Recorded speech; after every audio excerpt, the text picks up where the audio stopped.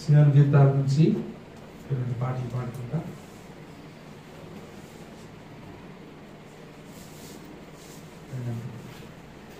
ప్రతాపమ్మ, ఇలేజమ్మ.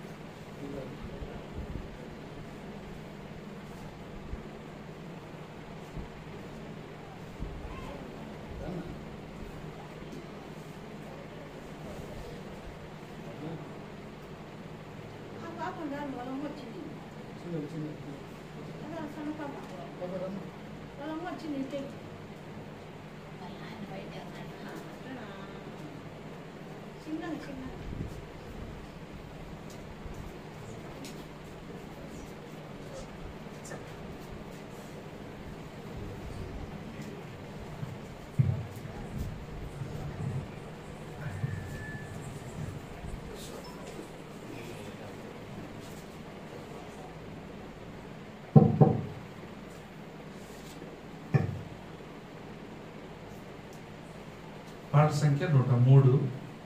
దేవదేవుని కొనియాడెదము, అవిరత త్రియకుని స్తోత్రించుము.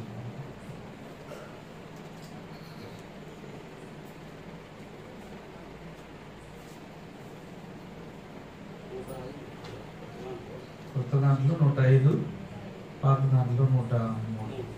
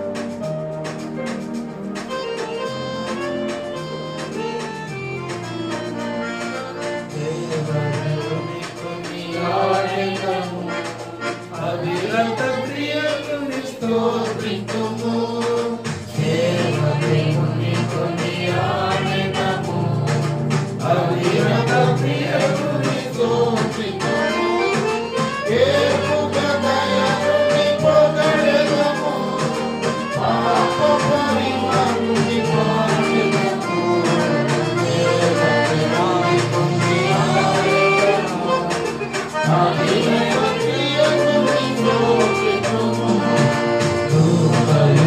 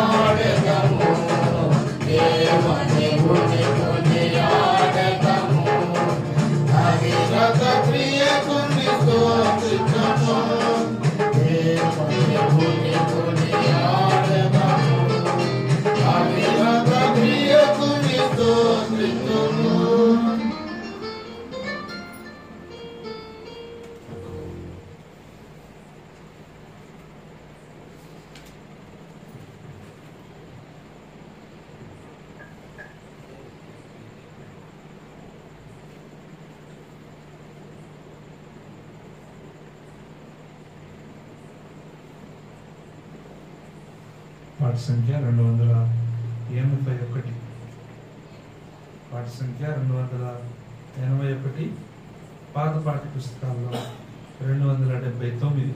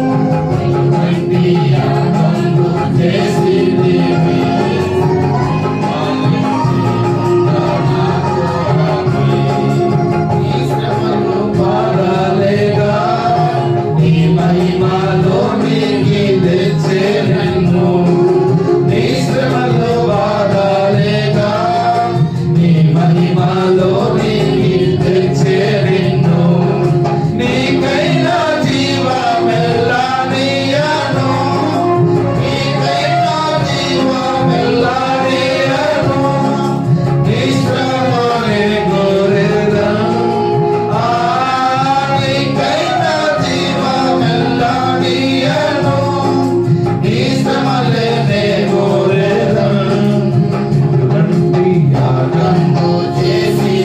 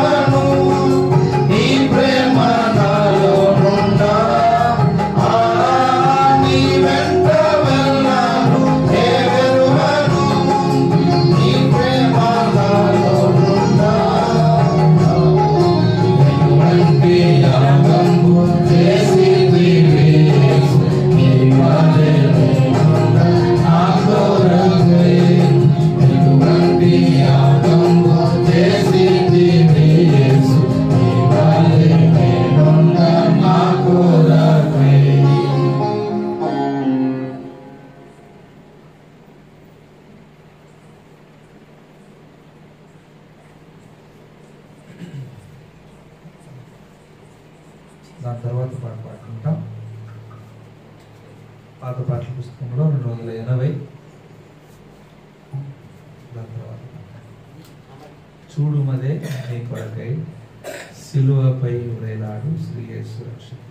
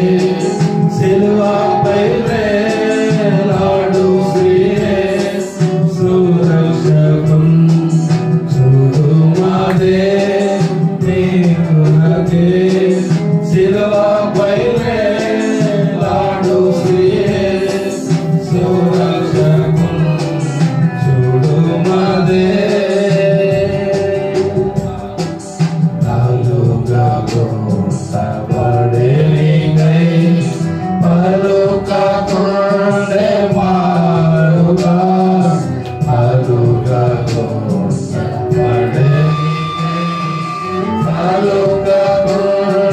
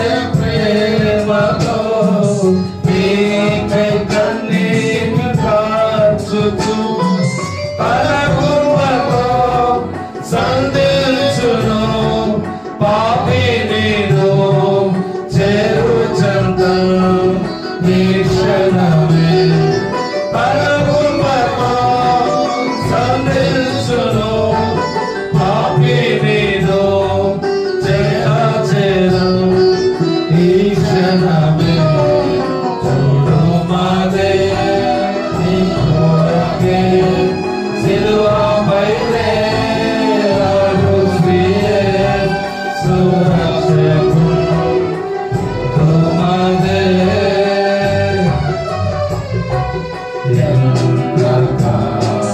ఎంతకాలమేమిచ్చి వెలుపలంతో వాతడిని ఎంతకాలమేమిచ్చి వెలుపలంతో వాతడిని తెరువు హృదయ ద్వారము పొందు మారు మనసును తెరువు హృదయ ద్వారము పొందు మారు మనసును ఈ దినమే నీ పాపమును క్షమించును నీకిచ్చును రక్షణను ఈ దినమే నీ పాపమును క్షమించును నీకిచ్చును రక్షణను చూడు మాదే నీ కొరకే సిలువపై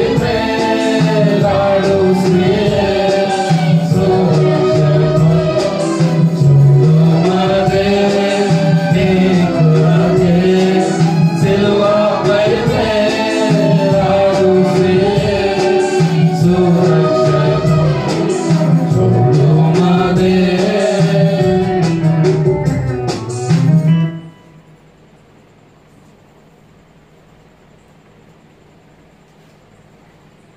దాని తర్వాత పాట పాడుకుంటాం. జీవపు మార్గ జ్యోతివి సిలువ మోసిన యేసు.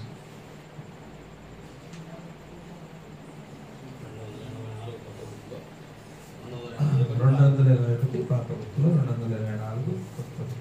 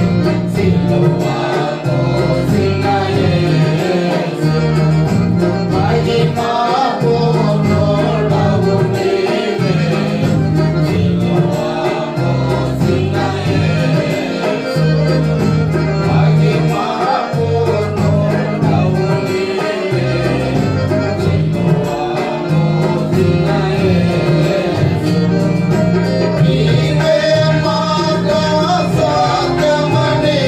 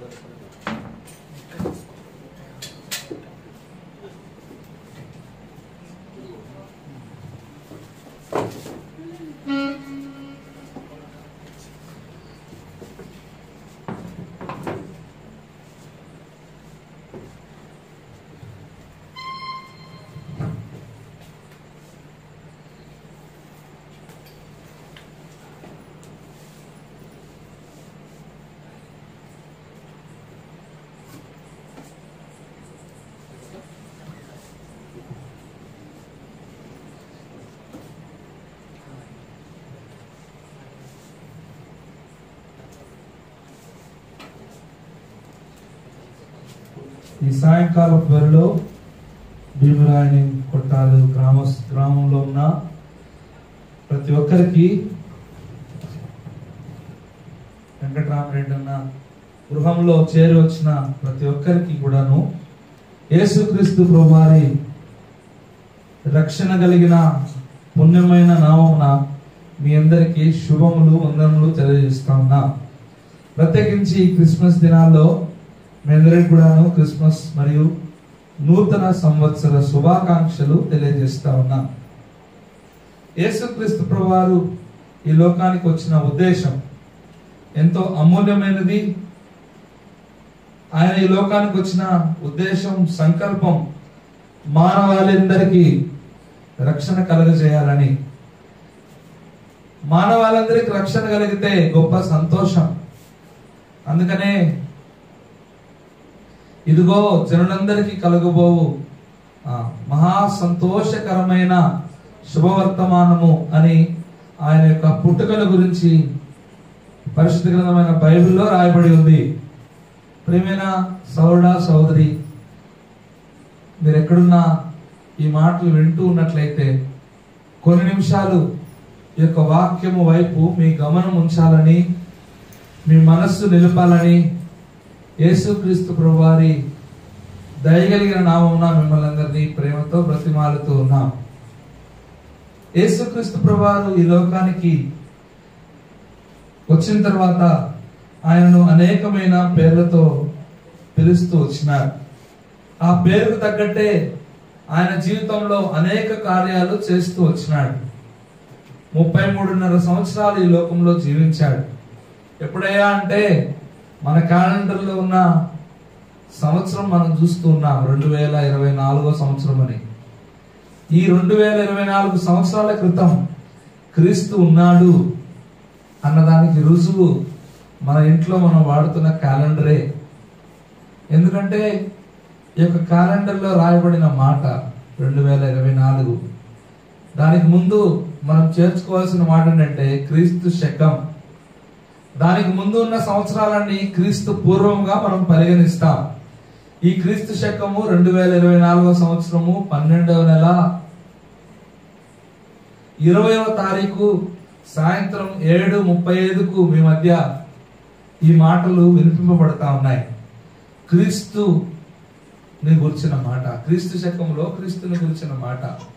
ఈ యొక్క మాట దేవుని యొక్క వాక్యం. దేవుని యొక్క వాక్యము ఈ యొక్క భూమి సృష్టించక మునిపే ఉంది.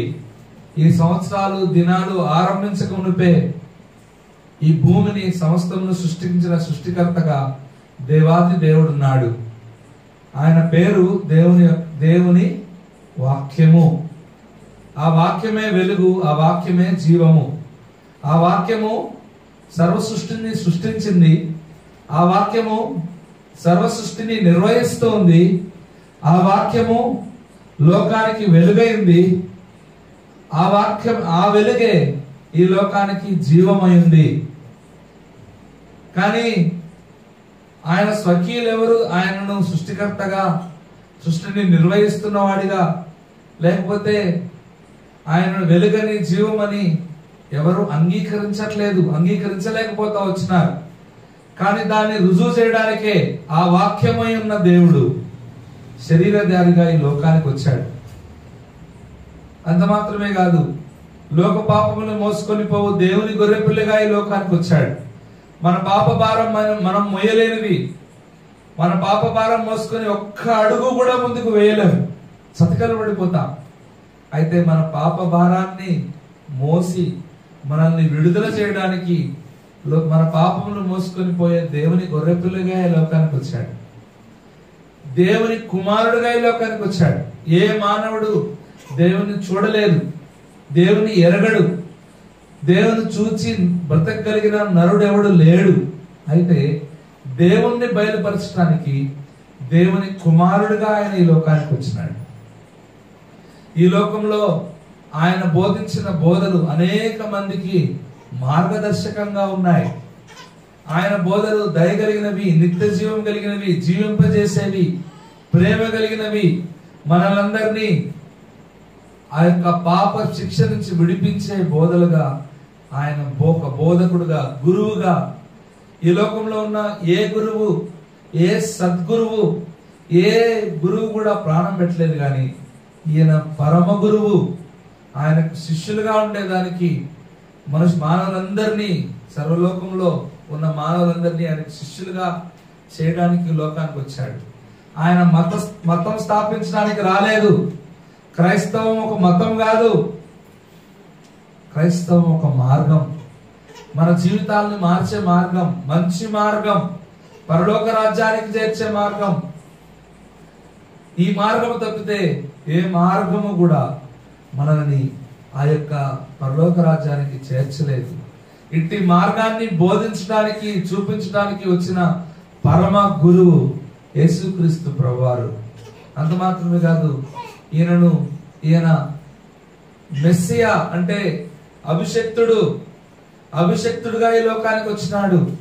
నిన్ను నన్ను విడిపించడానికి, ప్రాణం పెట్టడానికి అభిషేకించబడిన వ్యక్తి ఈయన మెస్సియా. ఆయన విమోచకుడు, మెస్సియాగా ఈ లోకానికి వచ్చినాడు. అంత మాత్రమే కాదు, ఆయన నజరేయుడు,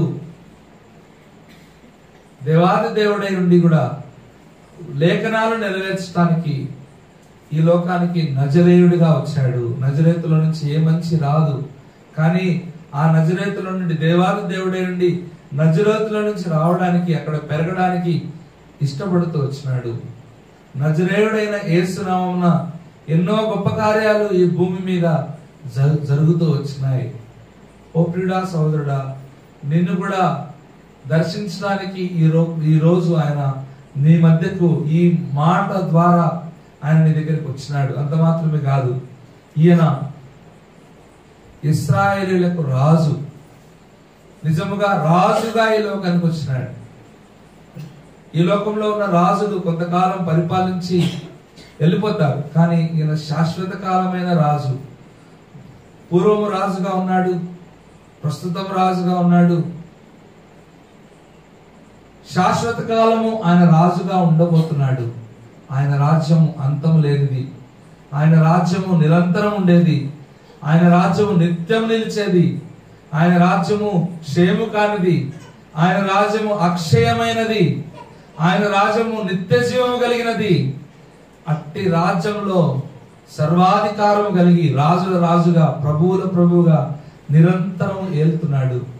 అట్టి రాజ్యంలో చేర్చడానికి ఈ లోకానికి ఆయన వచ్చినాడు. యోహాను సువార్త 1వ అధ్యాయము 51వ వచనంలో ఆయనకు పెట్టబడిన మరి యొక్క పేరును, ఆయన స్వయంగా చెప్పిన మాటని మనము ఈ దినాన మనము చదువుకొని ధ్యానించడానికి ప్రయత్నం చేస్తాం. యోహాను సువార్త 1వ అధ్యాయము, యోహాను సువార్త 1వ అధ్యాయం 51వ వచనం.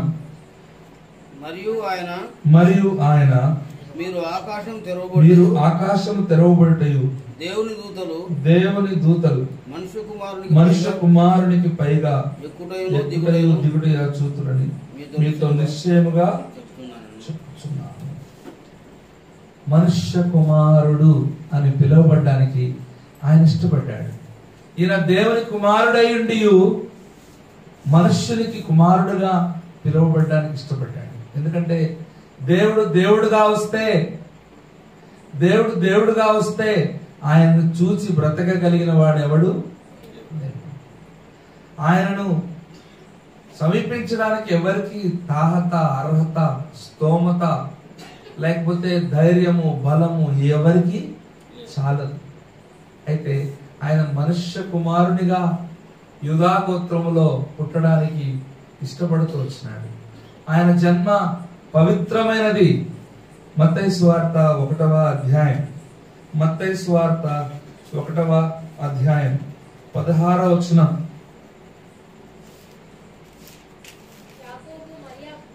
యాకోబు మరియ భర్త అయిన యోసేపును కనెను, ఆమె యందు క్రీస్తు అనబడిన యేసు. అప్పటి వరకు పైన ఎంత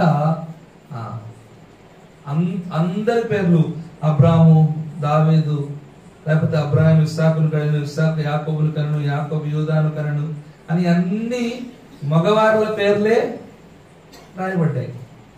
అన్ని కూడా తర్వాత సొలొమోను, రెహబామును, అబియా, ఆసాను, యెహోషాపాతు చూస్తే అక్కడున్న వంశావళి అంతా కూడా మగవారి పేరే రాయబడతా వచ్చింది. కానీ ఇక్కడ శ్రేష్టమైన మాట ఏంటంటే ఆమె యందు క్రీస్తు అను యేసు. ఆమె యందు ఎవరు ఆమె అనంటే యూదా వంశంలో పుట్టిన యోసేపుకు భార్యగా ఉండడానికి ప్రదానం చేయబడ్డది. ఇంకా పెళ్లి కూడా కాలే. కన్యక ఆమె. కన్యక గర్భం ధరించింది.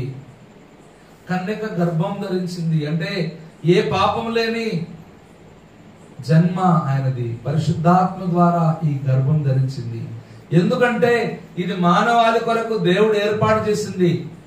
మనిషి కుమారుడుగా యాకోబుకు పుట్టిన యోసేపు యొక్క కుమారుడుగా పిలువబడ్డానికి ఆయన ఇష్టపడుతూ వచ్చినాడు. యోసేపు యూదా వంశంలో పుట్టినాడు. ఆయన పుట్టడానికి యూదుడిగా ఉంటూ వచ్చినాడు. పెరిగిన ప్రాంతాన్ని బట్టి నజరేయుడుగా ఉండడానికి ఇష్టపడుతూ వచ్చినాడు. ఆయన చేసిన వృత్తిని బట్టి వడ్రంగివాడుగా పిలువబడుతూ వచ్చినాడు. ఇంకా తాను చెప్పుకుంటున్నాడు, నేను కాపరిని, గొల్లవాడుగా కనబడుతూ ఉన్నాడు. మన పాపములు అన్నింటినీ కడిగే చాకలివాడుగా కనబడుతున్నాడు. ఇంకా చెప్పాలంటే ఆయన అందరి వాడు. యేసు క్రీస్తు అందరికీ ప్రభు. ఆయన ఒకరికి చెందినవాడు కాదు. ఆయన అందరివాడు, అందరికీ చెందినవాడు, అందరినీ ఒకే విధంగా ప్రేమించినవాడు, అందరి కొరకై ప్రాణం పెట్టినవాడు. ఈయన మనుష్య కుమారుడు అని రాయబడతా వచ్చింది. మనుష్య కుమారుడుగా ఆయన ఈ లోకానికి వచ్చినప్పుడు ఆయనకు ఏం జరిగింది? మత్తయి సువార్త 8వ అధ్యాయం. మత్తయి సువార్త 8వ అధ్యాయం. ఈయన మనుష్య కుమారుడిగా వచ్చిన తర్వాత ఆయన అనేకమైన కార్యాలు చేస్తూ వచ్చినాడు. మొట్టమొదటిగా 8వ అధ్యాయంలో చూసినప్పుడు అనేక మందిని శుద్ధి చేస్తూ వచ్చాడు. 8వ అధ్యాయం మొట్టమొదటి కుష్ఠరోగిని బాగు చేస్తూ వచ్చాడు. కుష్ఠరోగిని బాగు చేసిన తర్వాత 5వ వచనంలో, 8వ అధ్యాయం 5వ వచనంలో పక్షవాయువుతో బాధపడుతున్న వారిని బాగు చేస్తూ వచ్చాడు. అట్లా అందరినీ బాగు చేస్తూ వచ్చిన తర్వాత ఇదేదో ఈయన భలే చేస్తున్నాడు, ఈయన నేను వెంబడిస్తే ఈ విద్య నేను కూడా నేర్చుకుంటే ఇది బాగుంటది, నేను ఇది అనేక మంది దగ్గర చేసి సంపాదించుకోవచ్చని ఒక వ్యక్తి తనను వెంబడించాడు. ఆ వ్యక్తి వెంబడించినప్పుడు 18వ వచనం మనం చూస్తాం. ఆయన పేరు ఇక్కడ రాయబడలేదు కానీ ఆయనకు శాస్త్రి అని పేరు పెట్టబడింది. 18, 19 వచనం అందరం కలిసి చదువుదాం.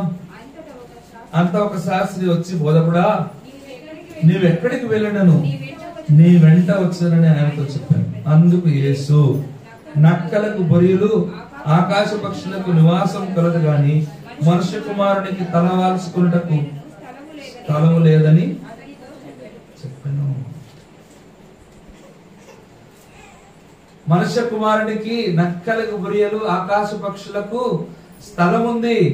ఆకాశ పక్షులకు గూళ్ళున్నాయి, నక్కలకు బొరియలున్నాయి. కానీ మనుష్య కుమారునికి తలవాల్చుకోవడానికి నువ్వు ఇస్తావా స్థలము?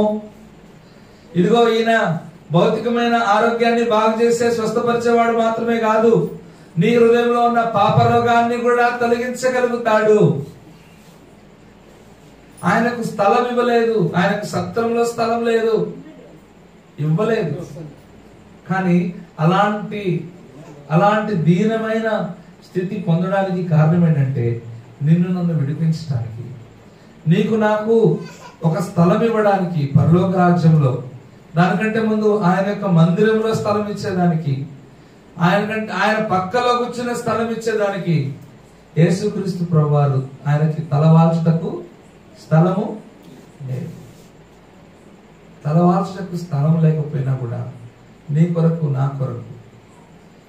చూడు ఎంతమంది స్వస్థత పడ్డారు, అయ్యా వచ్చి మా ఇంట్లో ఉండయ్యా అని ఒక్కళ్ళు కూడా భౌతికమైన ఆశీర్వాదాల కొరకు స్వస్థతల కొరకు ఆయన్ని వెంబడించేవారు అనేక మంది ఉన్నారు. కానీ ఆయనకి ఇంట చేర్చుకోవడానికి ఎవరికి మనసు లేదు, ఇంట చేర్చుకోవడానికి ఇష్టం లేదు. ఆయన ఇంటికి వస్తే ఏమవుతుందో వాళ్ళకి తెలుసు. వాళ్ళ ఇంతకు ముందు జీవించినట్టు జీవించడానికి లేదు. అందుకనే మనుష్య కుమారునికి తలవాల్చుకోవడానికి స్థలము దొరకలేదు.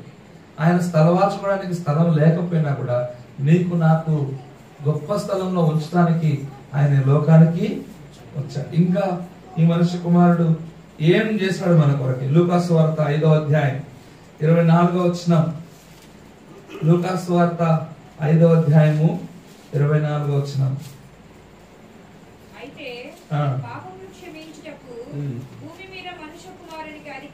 భూమి మీద మనుష్య కుమారునికి అధికారం కలదు. ఇదిగో ఇట్లాగే ఒక ఇంట్లో యేసుక్రీస్తు ప్రభువారు కూర్చొని బోధిస్తా ఉన్నాడు. ఇట్లానే యేసుక్రీస్తు ప్రభువారు కూర్చొని బోధిస్తున్నప్పుడు కొంతమంది స్నేహితులు వచ్చి ఇంటి పై కప్పి విప్పి ఆ యొక్క పై నుంచి మంచం మీదనే ఒక పక్షవాయువు గలవాన్ని కిందికి దింపాడు. దింపినప్పుడు అతన్ని యేసుక్రీస్తు ప్రభువారు చూచి చెప్పిన మాట ఏంటంటే, కుమార్ నువ్వు లేచి నువ్వు స్వస్థపడు బాగుపడు అని చెప్పలా. ఆయన చెప్పిన మాట ఏంటంటే, కుమారుడా నీ పాపములు క్షమించబడ్డాయి. అందరు ఆశ్చర్యపోయి చూస్తున్నారు. పాపాలు క్షమించడానికి ఈయనెవరు, పాపాలు క్షమించడానికి ఈయనెవరు అని చూస్తున్నారు. అప్పుడు వెంటనే వాళ్ళ హృదయంలో ఏమనుకుంటున్నాడో తెలిసిన ప్రభు అందరినీ ఎరిగిన వాడు గనక, ఆయనకు మరుగైనది ఏమీ లేదు గనక, మన హృదయాంతరంగాల్ని ఆయన చక్కగా చూసి చెప్పగలడు గనక, ఆయన వెలుగై ఉన్నాడు గనక ఆయన చెప్పిన మాట ఏంటంటే, అందరికి తెలిసేట్టుగా మనుష్య కుమారుడికి పాపములు క్షమించడానికి అధికారము. ఎందుకు ఆయన పాపం క్షమించడానికి అధికారం కలదంటే, ఆయనలో పాపమే లేదు. ఆయన జన్మ పవిత్రమైనది, ఆయన మాటలు పవిత్రమైనది, ఆయన నడక పవిత్రమైనది, ఆయన జీవితం పవిత్రమైనది, ఆయన ప్రవర్తన పవిత్రమైనది. అంత పవిత్రమైన దేవుడు గనుక ఆయన పాపములు క్షమించడానికి అధికారము కలిగిన దేవుడు. అంత మాత్రమే కాదు, ఎవరైతే ఆయన దగ్గరికి వచ్చి పాపాలు ఒప్పుకుంటారో వారిని ఆయన కార్చిన పరిశుద్ధమైన రక్తం ద్వారా వారందరినీ కడిగి పవిత్రుడుగా చేస్తాడు, పవిత్రుడుగా చేస్తాడు. మన పాపములు మనం ఒప్పుకొని ఎడల ఆయన నమ్మదగిన వాడు, నీతిమంతుడు గనక మన పాపములు క్షమించి సమస్త దుర్నీతి నుండి మనల్ని కడిగి పవిత్రులుగా చేస్తాడు. అంత మాత్రమే కాదు, పాపములో క్షమించటకు ఆయనకు సమమైన వాడు ఇంకెవడు లేడు. ఓ ప్రియుడా సోదరుడా, ఈ లోకంలో ఉన్న మానవులందరూ పాప క్షమాపణ కలగాలనే అనేక కార్యాలు చేస్తారు. ఈ లోకంలో అనేక ప్రాంతాలకు అనేక కొండలు గుట్టలు ఎక్కి ఎంతో ఖర్చు పెట్టుకొని ఎన్నో రకాలైన దుస్తులు ధరించి ఉపవాసం ఉండి ఎన్నో రకాలైన దాన ధర్మాలు చేస్తూ మనుషులకు కనపడేలాగా మంచి పనులు చేస్తూ కొన్ని రోజులు ఏ చెడ్డ అలవాట్లు లేకుండా ఉపవాసం ఉంటూ ఆ ఉపవాసం అయిన తర్వాత ఎన్ని చెడ్డ అలవాట్లు మానుకున్నామో దానికి 4 మళ్ళా. దీని ద్వారా పాపాలు క్షమించబడవు, మన యొక్క జీవితాలు మార్చబడవు, పాప బంధకాల నుంచి నువ్వు విడిపించబడలేవు. నీ పాప బంధకాల నుంచి విడిపించగలిగినది, క్షమించగలిగినది, నీ పాపములు పరిహరించగలిగినది కేవలం యేసుక్రీస్తు ప్రభువు. ఎందుకంటే మనుష్య కుమారుడికి పాపములు క్షమించడానికి అధికారం కలిగి, he is the only person who is authorized to forgive sins.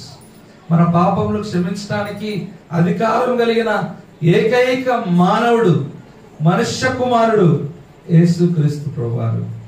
రండి ముందుకెళ్దాం. లూకాసు వార్త 19వ అధ్యాయము 10వ వచనం. లూకాసు వార్త 19వ అధ్యాయము 10వ వచనం. నశించిన దానిని వెదకి రక్షించుటకు మనుష్య కుమారుడు వచ్చనని అతనితో ఎవరితో చెప్పాడు అని అంటే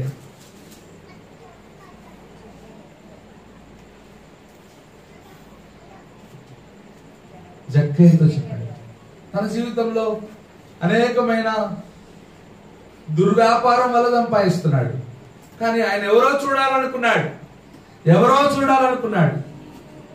ఆయన ఎవరో చూడాలనుకుని వచ్చినప్పుడు చూడాలనుకున్న తన హృదయాన్ని దేవుడే చూశాడు. ఆయన ఎక్కడ మేడి చెట్టు మీద కూర్చున్నాడు ఆయన చూడాలని. పొట్టివాడు, ఆయన పేరు జక్కయ్య. జనసమూహం, పెద్ద జనసమూహం. అందరిలో ఆయన ఎవరో ఎట్లా ఉంటాడో ఆయన చూడాలని ఎక్కాడు. అది ఎరుకో పట్టణం, అది శాపగ్రస్తమైన పట్టణం. ఎంతో దుర్వ్యాపారం చేస్తున్న వ్యక్తి, సుంకము అంటే ట్యాక్స్ కలెక్ట్ చేసే వ్యక్తి, పన్ను అన్యాయంగా సంపాదించాడు. అయితే ఆయన ఎవరో చూడాలనుకున్న తన హృదయాన్ని చూశాడు. ఆ చెట్టు ఎక్కడ కూడా చూశాడు. దేవుడు ఎవరు, నిజమైన దైవం ఎవరు అని నువ్వు ఎదురు చూస్తున్నావేమో. ఒకవేళ నువ్వు అలా ఎదురు చూస్తుంటే నీ హృదయాన్ని చూస్తున్న దేవుడు ఆయన ఎందుకు వచ్చాడంటే రక్షించిన దానిని వెదకి రక్షించడానికి. ఏం రక్షిస్తాయి? దేవుని యొక్క వాక్యంలో రాయబడింది, మనమందరము గొర్రెల వలె త్రోవ తప్పిపోతుంది అని రాయబడింది. గొర్రెలన్నీ అధికారం లేకపోతే కాపరి లేని గొర్రెలు అటు ఇటు తిరిగి ఎటంటే అటు చెదిరిపోతాయి. అయితే ఆ గొర్రె లాంటి మానవుడు ఆ యొక్క అరణ్యంలో ముళ్ళ పొదల్లో నాశనకరమైన గుంటలో చిక్కుకుంటే ఆయన కాపరిగా ఈ లోకానికి వచ్చాడు. వెతుక్కుంటూ వచ్చాడు. పేరు పెట్టి పిలుస్తున్నాడు. పేరు పెట్టి తనకిష్టమైన గొర్రె పిల్ల పేరు పెట్టి పిలుస్తున్నాడు. అది ఎక్కడో గుంటలో బా నడుస్తాం. అయితే ఈ కాపరి స్వరం ఎవరైతే వింటారో, నా గొర్రెలు నా స్వరమును వినును. ఓ సోదరుడా సోదరి, ఈ స్వరం నీకు వినపడుతుందా? నిన్నే వెతుక్కుంటూ వచ్చాడు ఈ ఊరికి, నిన్నే వెతుక్కుంటూ వచ్చాడు. ఎంతకాలము నిన్ను నువ్వు విడిపించుకోలేని నాశనకరమైన గుంటలో ముళ్ళ పొదల్లో ఉంటావు. నిన్ను తప్పించడానికి, విడిపించడానికి స్వయంగా ప్రాణం పెట్టే కాపరి, మంచి కాపరి ఈ లోకానికి వచ్చాడు. నిన్ను విడిపించడానికి వచ్చాడు. వెతుక్కుంటూ వచ్చాడు. నువ్వు ఆయన్ని వెతకలేదు, నువ్వు ఆయన్ని ఎన్నుకోలేదు, నువ్వు ఆయన్ని ఏర్పరచుకోలేదు. కానీ నిన్ను వెతుక్కుంటూ వచ్చాడు. నువ్వు ఆయన్ని కాదనక, త్రోసివేయక, అంగీకరిస్తే ఇదిగో ఇటు చెప్తున్నాడు, ఇతను కూడా అబ్రహాము కుమారుడే. నశించిన దాన్ని వెలికి రక్షించడానికి మనుష్య కుమారుడు వచ్చాడని చెప్తున్నాడు. ఎక్కడికి వచ్చాడంటే పాపభూయిష్టమైన లోకానికి వచ్చాడు, శాపగ్రస్తమైన లోకానికి వచ్చాడు. పరిశుద్ధమైన దేవుడుగా ఉన్న ఆయన, పరలోకంలో ఉండాల్సిన ఆయన ఈ భూలోకం మీద శాపగ్రస్తమైన లోకంలో నిన్ను నన్ను తప్పించడానికి, విడిపించడానికి, క్షమించడానికి, రక్షించడానికి వెతుక్కుంటూ వచ్చాడు ఈ మనుష్య కుమారుడు. ఈయనకు తలవాల్చుకోవడానికి స్థలం దొరకలేదు. ఈయనకు పాపాలు క్షమించడానికి అధికారం ఉంది. నిన్ను నన్ను వెదకి రక్షించడానికి ఈ లోకానికి వచ్చాడు. వెదకి రక్షించడానికి వచ్చిన ఈయన ఏం చేశాడు? రండి చూద్దాం. మత్తయి సువార్త 20వ అధ్యాయం. మత్తయి సువార్త 20వ అధ్యాయం.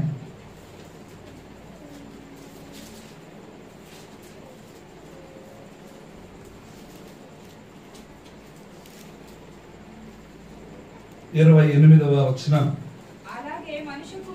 అయితే మనుష్య కుమారుడు పరిచారం చేయించుకుంటూ రాలేదు, కానీ పరిచారం అనేకులకు ప్రతిగా విమోచన క్రయధనముగా తన ప్రాణమునిచ్చుటకు వచ్చెనని. ఈ మనుష్య కుమారుడు వచ్చిన ఉద్దేశం ఏంటంటే అనేకులకు ప్రతిగా తనని ప్రాణ విమోచన క్రయధనముగా తన్ను తాను అర్పించుకోవడానికి వచ్చాడు. ఓ అమ్మ, అయ్యా, అక్క, నిన్ను నన్ను ఆ యొక్క ఘోరమైన పాపపు శిక్ష నుంచి తప్పించడానికి ఎవరు లేరు. మన యొక్క పాప శిక్ష మనం భరించలేనంత గొప్పది. మన యొక్క పాప శిక్ష మండుచున్న ప్రవహిస్తున్న అగ్ని గుండం, అది అగ్ని సరస్సు అని బైబిల్లో రాయబడింది. అలాంటి సరస్సు నుంచి నిన్ను నన్ను విడిపించడానికి కొంత క్రయం చెల్లించాలి. ప్రాణ విమోచన క్రయధనం. 1 తిమోతికి రాసిన పత్రిక 2వ అధ్యాయం. 1 తిమోతికి రాసిన పత్రిక 2వ అధ్యాయం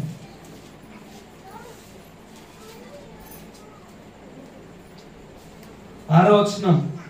1 తిమోతి రాసిన పత్రిక 2వ అధ్యాయము 6వ వచనం, లేకపోతే 5, 6 వచనాలు చదువుదాం.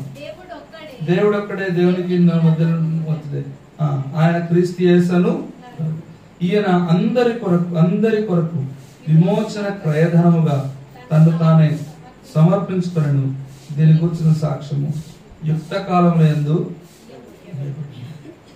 అందరి కొరకు తను తాను విమోచన క్రయధనముగా. ఇప్పుడు ఎవరినైనా విడిపించాలంటే, అప్పులవానికి ఎవరైనా అమ్మవేయబడితే వాడిని విడిపించడానికి ఏదన్నా కట్టి విడిపించాల, జామీను ఇవ్వాల. జామీను నేను అర్థం చేసుకోవడానికి ఒక చిన్న ఒక ఊరిలో ఒక అబ్బాయి ఉన్నాడు. తను కష్టపడి ఒక బొమ్మ చేసుకున్నాడు. వాళ్ళ ఊరిలో ఇటనే పెన్నా నది దగ్గరలో ఉన్నట్టు వాళ్ళ ఊరిలో కూడా ఒక నది ఉంది. తను చేసుకున్న బొమ్మ ఏంటంటే ఒక చిన్న పడవ బొమ్మ. ఈ పడవ బొమ్మ తీసుకుపోయాడు. ఆ ఒడ్డులో మిగతా పొడవల్లాగా నా పొడవ కూడా తేలాలా, మిగతా పొడవలాగా నా పొడవ కూడా నీళ్ళ మీద పోవాలా అన్న ఆశతో దానికి ఒడ్డున ఒక గుంజకు తాడు కట్టి, తాడుకు పొడవ పెట్టి నీళ్ళల్లో వదిలేసినాడు. ఆ పొడవ తేలుతా ఉంటే చాలా సంతోషించినాడు. చాలా సంతోషించిన తర్వాత తను ఈ లోపల ఏదో ఐస్ క్రీమ్ బెల్ వస్తే ఐస్ క్రీమ్ కొనుక్కోవడానికి వచ్చేసరికి గుంజుంది, గుంజకు తాడుంది, తాడుకు ఉండాల్సిన పొడవ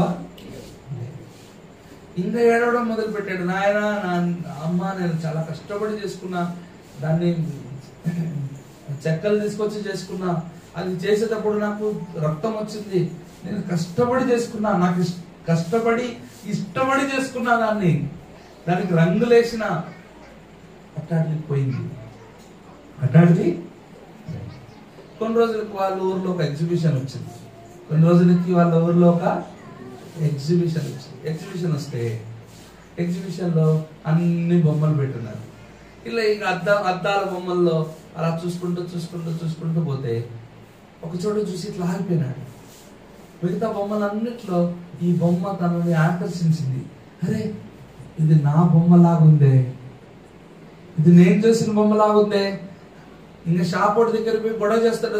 అంకల్, ఇది నా బొమ్మ, ఇది నేను చేసా, కావాలంటే చూడండి లోపల నా పేరు ఉంటది, కావాలంటే చూడండి లోపల నేను వేసిన రంగు రెడ్ కలర్ ఉంటది, పైన నేను గ్రీన్ కలర్ వేసిన, చూడండి, ఇది నా బొమ్మ అంకుల్, ప్లీజ్ నాకు ఇచ్చేయండి. బాబు, ఇదంతా కాదమ్మా, ఇదంతా కాదు, ఇదిగో ఆడ నువ్వు దాన్ని పోగొట్టుకున్నావు, అది ఎవరికో చేపలు పట్టే వాళ్ళకి దొరికింది, అది తీసుకొచ్చి మాకు అమ్మినాడు, నువ్వు కూడా పోయి ఒక 2000 రూపాయలు తీసుకొచ్చి నువ్వు డబ్బులు ఇస్తే దాన్ని నేను నీకు ఇస్తాను. చేసుకుందా వాడే, అది అతందే, కానీ పోయింది. అయితే తప్పిపోయిన దాన్ని తిరిగి రిస్టోర్ చేయడానికి, తిరిగి తీసుకురావడానికి తను ఏం చేశాడు? చిన్నపిల్లడు 2000 రూపాయలు ఆడి నుంచి వస్తాడు, పోయి వాళ్ళ నాన్న అడిగి బతిలాడి కష్టపడి చేసుకున్నాను, ఏడ్చి తీసుకొచ్చి ఆ 2000 ఆ పొడవను విడిపించుకొని వచ్చినప్పుడు తనకెంత సంతోషం. అయితే ఇలానే దేవుడు నిన్ను నన్ను కూడా సృష్టించుకున్నాడు. ఆయన ఇష్టపడి సృష్టించుకున్నాడు, కష్టపడి సృష్టించుకున్నాడు. నిన్ను నన్ను పోగొట్టుకున్నాడు. కారణం ఏంటంటే మన యొక్క పాపం వల్ల, మన యొక్క అవిధేయత వల్ల నువ్వు నేను తప్పిపోయినాం, ఆయన చేతి నుంచి జారిపోయినాం.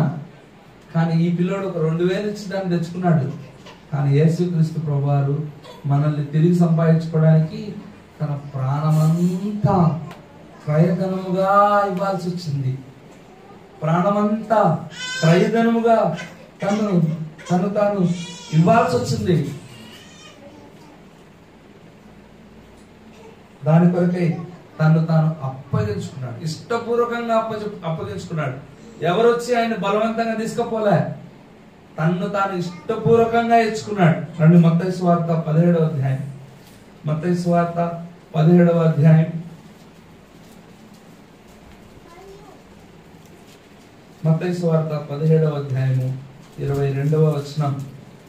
వారు గలిలయలో సంచరించుచుండగా యేసు మనుష్య కుమారుడు మనుషుల చేతికి అప్పగింపబోచున్నాడు, వారు ఆయనను చంపుదురు, మూడవ దినమున ఆయన లేచునని వారితో చెప్పగా, ఇదిగో మనుష్య కుమారుడు మనుషుల చేతికి అప్పగింపబడుచున్నాడు, వారు ఆయన చంపుతారు, మూడవ దినాన ఆయన లేస్తాడని వారికి చెప్పాలా?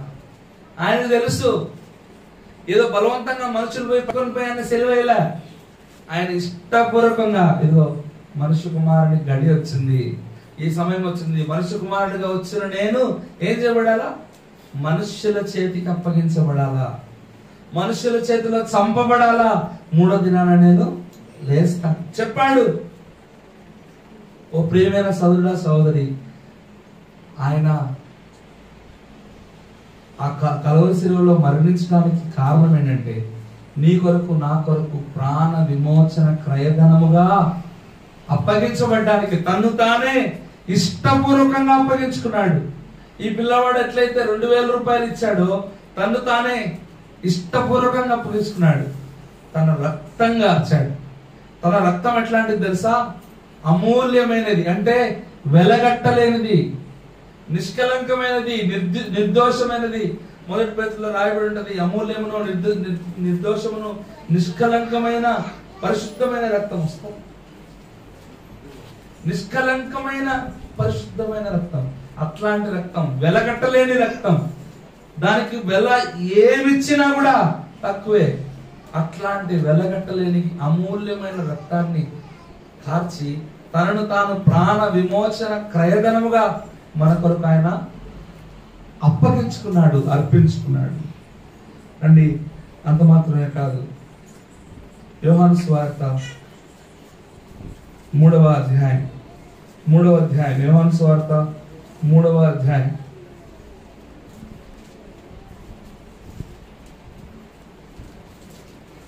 13-14 వచనాలు చదువుదాం. యోహాను సువార్త 3వ అధ్యాయం 13-14 వచనాలు. మరియు పరలోకం నుంచి దిగి వచ్చిన వాడే, అనగా పరలోకంలో ఉండు మనుష్య కుమారుడే తప్ప పరలోకానికి ఎక్కిపోయిన వాడు ఎవడును లేడు. అరణ్యంలో మోషే సర్పమును ఎలాగెత్తినే అలాగే విశ్వసించు ప్రతివాడు నశింపక ఆయన ద్వారా నిత్య జీవం పొందినట్లు మనుష్య కుమారుడు ఎత్తబడవలెను. చూడండి, మనుష్య కుమారుడు ఎత్తబడ్డాడు. ఎట్లా? మోషే సర్పం ఎలాగెత్తాడు? మోషే సర్పాన్ని ఎందుకు ఎత్తాడు? సంఖ్యాకాండం 21వ అధ్యాయం. సంఖ్యాకాండం 21వ అధ్యాయం.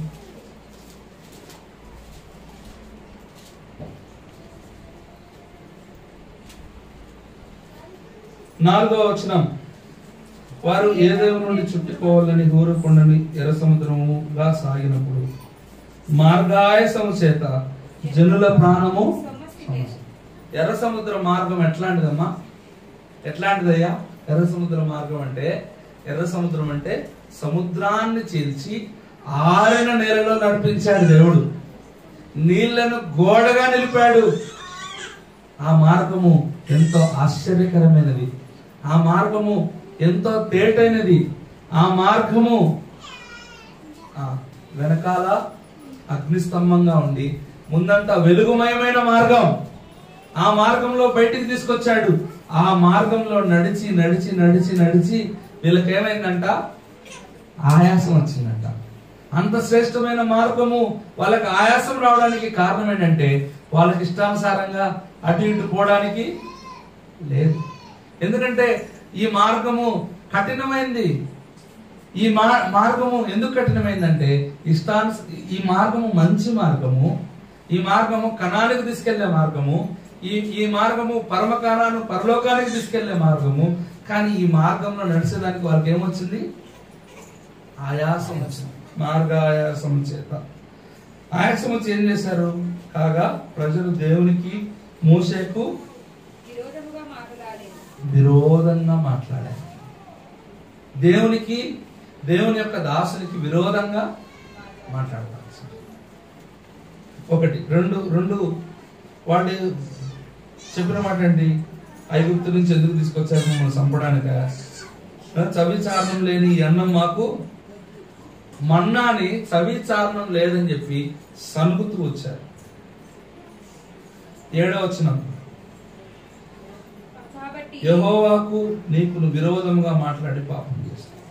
అయితే ఎప్పుడైతే దేవునికి విరోధమైన మార్గాశం చేత గొనిగినారో, దేవునికి విరోధంగా ప్రవర్తించినారో, అప్పుడు వాళ్ళ మధ్యలో ఏం కలిగింది? సర్పము, తాపకరమైన సర్పాలు.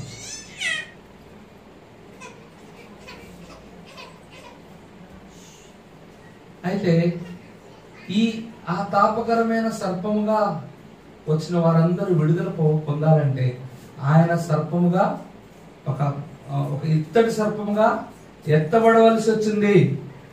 ఎవరైతే దాన్ని నిదానించి చూచారో, రండి చూద్దాం 9వ వచనం. కాబట్టి మోషే ఇత్తడి సర్పం ఒకటి చేయించి స్తంభం మీద దానిని పెట్టెను. అప్పుడు సర్పకాటుకు తిరిగిన ప్రతి వాడును ఆ ఇత్తడి సర్పమును నిదానించి చూచినందున బ్రతికేను. ఆ ఇత్తడి సర్పమును నిదానించి చూసినప్పుడు ఏమయ్యారు? బ్రతికారు. అయితే ఎవరైతే ఆ యొక్క ఎత్తబడిన ఆ యొక్క ఇత్తడి సర్పములాగా ఎవరెత్తబడ్డారు? మనుష్య కుమారుడు ఎత్తబడిన ఆ యొక్క మనుష్య కుమారుని ఏం చేయాలి? నిదానించి చూడాలి. నిదానించి చూడడం మాత్రమే కాదు, యోహాను సువార్త 3వ అధ్యాయం 14వ వచనంలో ఒక శ్రేష్టమైన మాట రాయబడింది. 3వ అధ్యాయం 14-15 వచనాల్లో, అలాగే విశ్వసించు ప్రతివాడు నశింపక ఆయన ద్వారా నిత్య జీవం పొందినట్లు మనుష్య కుమారుడు ఎత్తబడాలి. ఆ కలువరి శిలువ మీదకి మనుష్య కుమారుడు ఎత్తబడాల్సి వచ్చింది. ఆ కలువరి శిలువ మీద ఆయన ఎంతగానో గాయపరచబడాల్సి వచ్చింది. ఎవరైతే దాన్ని నిదానించి చూచారో, విశ్వసించారో అలాంటి వాళ్ళకి నిత్య జీవం.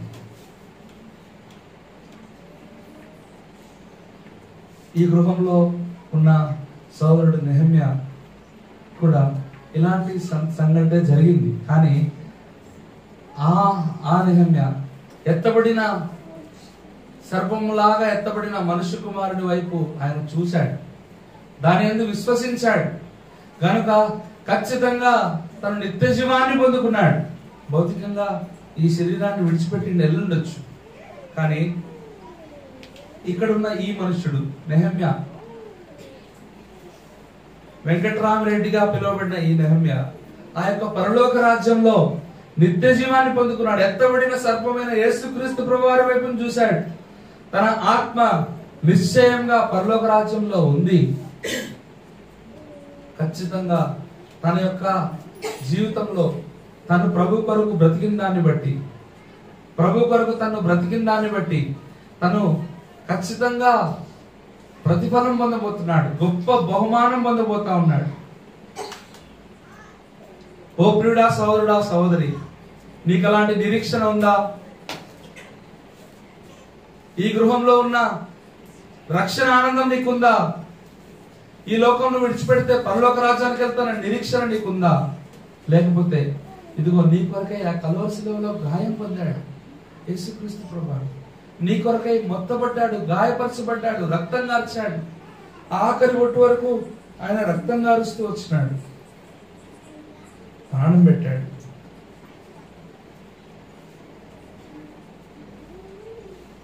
యోహాను సువార్త 12వ అధ్యాయం 23వ వచనం. యోహాను సువార్త 12వ అధ్యాయము 23వ వచనం. అందుకే మనుష్య కుమారుడు మహిమ పొందవలసిన గడియే వచ్చి ఉన్నది. గోధుమ గింజ భూమిలో పడి చావకుండిన ఎడల అది ఒంటిగానే ఉండును, అది చచ్చిన ఎడల విస్తారముగా ఫలించును. చూడండి, మనుష్య కుమారుడు మహిమ పొందాల్సిన గడియ వచ్చింది. ఏంటంటే ఆయన ఒక గోధుమ గింజగా వచ్చాడు. గోధుమ గింజ ఫలించాలంటే ఏం చేయాలా? భూమిలో పెట్టబడాలి. చూడండి, ఆయన వచ్చిన మానవుడిగా వచ్చాడు, కానీ ఆ భూమి లోపల పెట్టబడు. అది చచ్చిపోవాలి. ఎప్పుడైతే చచ్చిపోయిందో దానిలో నుంచి మొలక బయటకు వచ్చింది. దానిలో నుంచి బయటకు వచ్చిన ఆ మొలక విస్తారంగా ఫలిస్తూ వచ్చింది. విస్తారంగా ఫలిస్తూ వచ్చింది. ఆయన మరణము జయించి తిరిగి లేచడం ద్వారా ఈ భూమిలో పెట్టబడి ఈ భూమిని జయించి పునరుద్ధారణై లేచడం ద్వారా ఇక్కడ కూర్చున్న మనందరికీ జీవం ఉంది. ఈ లోకాన్ని ప్రభువు ఎరిగి పరలోక రాజ్యానికి వెళ్ళిన వాళ్ళందరికీ నిత్య జీవం ఉంది. ఈ శరీరం విడిచిన తర్వాత పరలోక రాజ్యంలో నిత్య జీవంలో మనం ఉండబోతున్నాం. ఇది ఆయనలో ఉన్న మహిమ.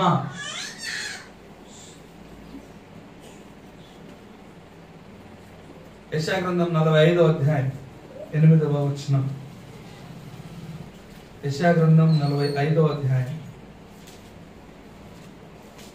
ఆకాశమండలము నీటిని కురిపించినట్లు అంతరిక్షమా మహావర్షము వర్షించుము.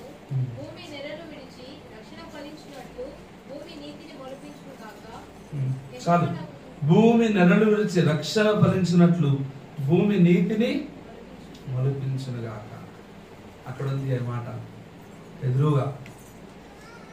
భూమిలో నుంచి నాటబడిన ఆ యొక్క గోధుమ గింజ నెరలు విడిచి పైకి ఫలించింది. తద్వారా అనేక మంది ఫలించడం కాదు, ఏం ఫలించిందంటే రక్షణ ఫలించింది. యేసుక్రీస్తు ప్రభువారి దగ్గర ద్వారా రక్షణ. ఈ మనుష్య కుమారుడు రక్షణ ఇవ్వడానికి వచ్చాడు. ఈ భూమి నెరడు విడిచి బయటికి రక్షణ ఫలించింది.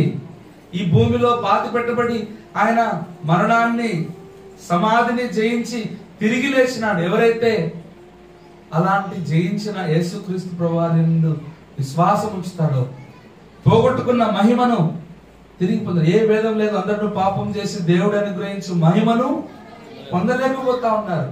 అయితే ఈ మనుష్య కుమారుడు మహిమ పొందాడు. ఈ మహిమలో నీకు నాకు పాలు కావాలంటే ఆయన మరణ భూస్థాపన పునరుద్ధానాన్ని నువ్వు విశ్వసించాలి. ఈయన నీ మరణానికి అతీతం, ఈ జీవానికి అతీతం.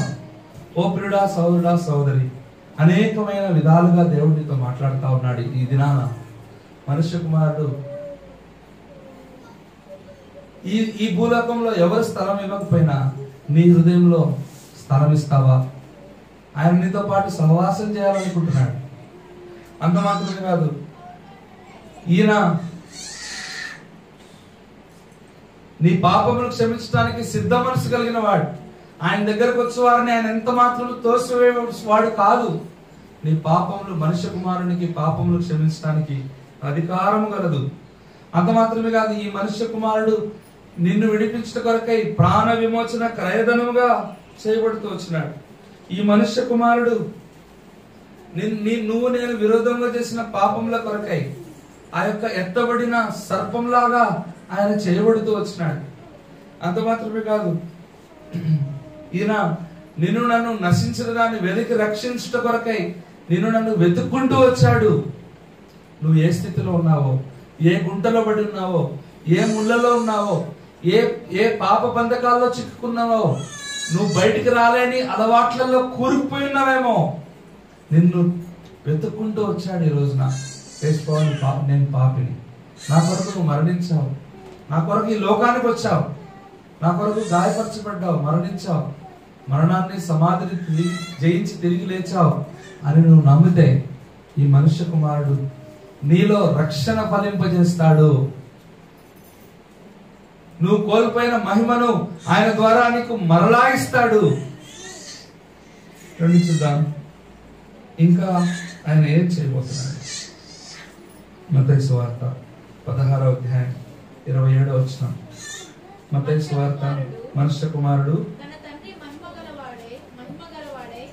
మనుష్య కుమారుడు తన తండ్రి మహిమ గలవాడే తన దూతలతో మరలా రాబోతున్నాడు. అప్పుడు ఆయన ఎవని క్రియల చొప్పున వానికి. ఓ ప్రియుడా సహోదరుడా సహోదరి, ఈ యొక్క సాయంకాల సమయంలో చెప్తున్న మాట ఏంటంటే, ఈ మనుష్య కుమారుడుగా వచ్చిన యేసుక్రీస్తు ప్రభువారు మరణించాడు, పాతిపెట్టబడ్డాడు, తిరిగి లేచాడు, పరలోకానికి ఆరోహణమయ్యాడు. దీన్ని చూసిన అనేక మంది ఉన్నారు. దీన్ని చూసిన ఒక వ్యక్తి మన భారతదేశానికి కూడా వచ్చాడు 50వ సంవత్సరంలో. ఇది సత్యమని అనేక మందికి ప్రకటించినాడు. ఇది నిజం చూసినాడు. దీన్ని అంగీకరించిన వాళ్ళు అనేక మంది బాగుపడ్డారు. వారి జీవితాలు మారినాయి, పాపపు అలవాట్లు పోయినాయి. అయితే ఈ మనుష్య కుమారుడు, ఎత్తబడిన ఈ మనుష్య కుమారుడు త్వరలో తిరిగి రానై ఉన్నాడు. ఇంతకు ముందు రక్షకుడుగా వచ్చాడు. ఈసారి ఆయన ఎలా రాబోతున్నాడంటే, యోహాను సువార్త 5వ అధ్యాయం 27వ వచనం. యోహాను సువార్త 5వ అధ్యాయం 27వ వచనం. ఆయన మనుష్య కుమారుడు గనుక తీర్పు తీర్చుటకు తండ్రి అధికారము. 27వ వచనం, 28వ వచనం. దీనికి ఆశ్చర్యపడు కాలం వచ్చినది, ఆ కాలంలో సమాజంలో ఉన్నవారు ఆయన శబ్దం విని మేలు చేసిన వారు జీవ పునరుద్ధానమునకును, కీడు చేసిన వారు తీర్పు పునరుద్ధానమునకు బయటికి. చూడండి, మనుష్య కుమారుని దినం ఒకటి రాబోతుంది. ఆయన తిరిగి రానై ఉన్నాడు. ఈ మనుష్య కుమారుడుకి ఒకప్పుడు రక్షకుడుగా వచ్చిన ఈ మనుష్య కుమారుడే ఇంకొకసారి తీర్పరిగా రాబోతున్నాడు, న్యాయాధిపతిగా రాబోతున్నాడు, న్యాయపీఠం మీద కూర్చోనబోతున్నాడు. ఎవరైతే ఆయన అంగీకరించారో, మేలు చేసిన వాళ్ళు జీవ పునరుద్ధానము, కీడు చేసిన వాళ్ళు తీర్పు పునరుద్ధానం. చచ్చిపోయిన ప్రతి ఒక్కరు లేస్తారు ఆ రోజు.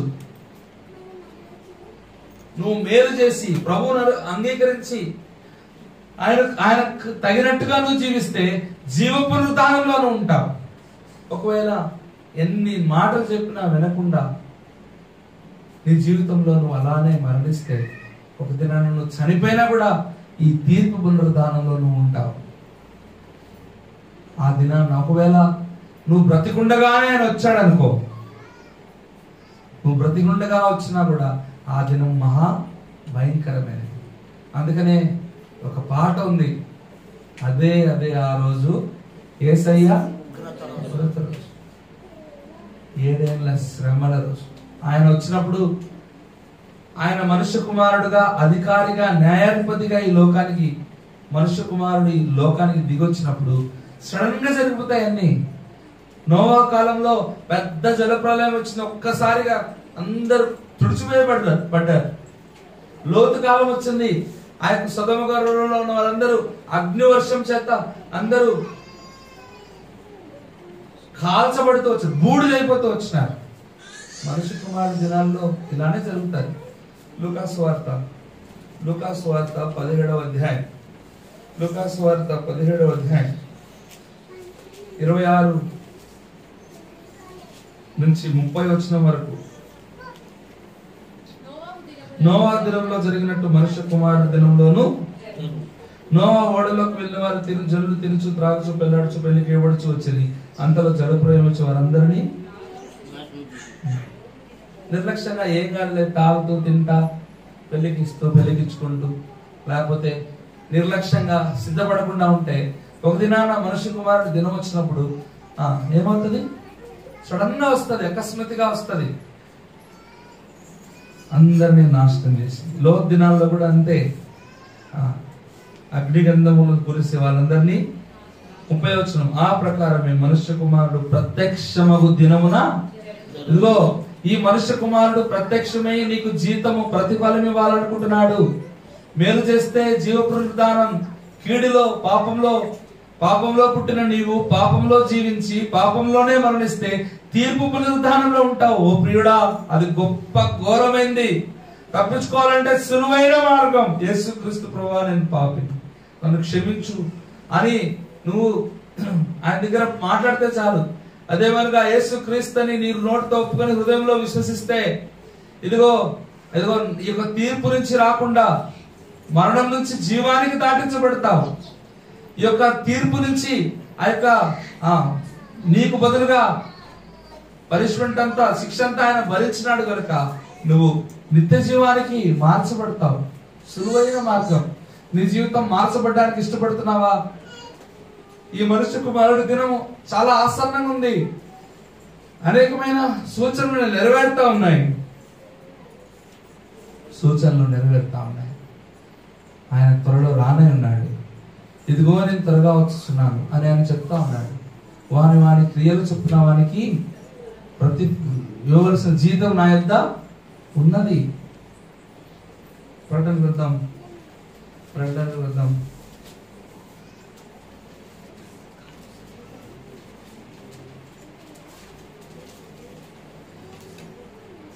22వ అధ్యాయం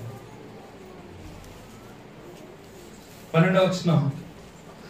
ఇదిగో త్వరగా వచ్చుచున్నాను, వాని క్రియ చొప్పున ప్రతి వానికి ఇచ్చుటకు నేను సిద్ధపరిచిన జీతం నా యొద్ద. అయ్యా, నువ్వు ఎలాంటి క్రియల్లో బ్రతుకుతున్నావో ఆయనకు తెలుసు. ఆయనకు మరుగైంది ఏమీ లేదు. నీ ప్రతి ఒక్క క్రియకి జవాబు చెప్పాల్సిన దినం ఒక రోజు ఉంది. కానీ అలాంటి చెప్పకుండానే దాని నుంచి తప్పించబడే అవకాశం కూడా ఇప్పుడు నీ ముందుంది, నీ కళ్ళ ముందుంది. ఆ అవకాశమే యేసుక్రీస్తు ప్రభువారు. ఆయనకు తలవార్చుకోవడానికి స్థలం లేదు. నీ హృదయంలో స్థలం ఇస్తావా? నీ జీవితంలో స్థలం ఇస్తావా? నీ ఇంట్లో స్థలం ఇస్తావా? ఆయనకు స్థలం ఇస్తే నువ్వు దీని నుంచి తప్పించబడతావు. ఎందుకంటే ఆయన నీ పాపములు క్షమించడానికి మనుష్య కుమారునికి అధికారం కలదు. నిన్ను నన్ను రక్షించడానికి ఆయన వెతుక్కుంటూ వచ్చాడు. నీ ఊరికి వచ్చాడు. నీ కొరకు నా కొరకు ప్రాణ విమోచన క్రయధనంగా ఆయన తను తాను ఇష్టపూర్వకంగా శిలువకు అప్పగించుకుంటూ వచ్చాడు. అంత మాత్రమే కాదు,